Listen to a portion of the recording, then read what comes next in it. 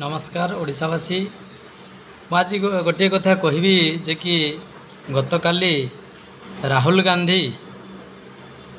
जी की कहते कांग्रेस रो नेता तेणुक से गोटे मंतव्य देइचंती जे गुजरात रे नरेंद्र मोदी जितेबाला सरकार करथिले सेतेबेले भोट चोरी करके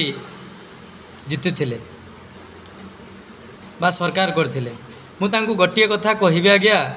आपण को कौन पाए लोक मैंने पप्पू कहते कि कौथिपाई कहते आपण भल भाव जानीपारे जे कि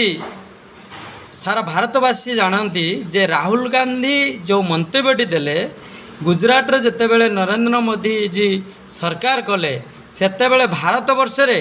कहार सरकार थिला टिके राहुल गांधी जी आपन टे कहिबे कि आ कांग्रेस रो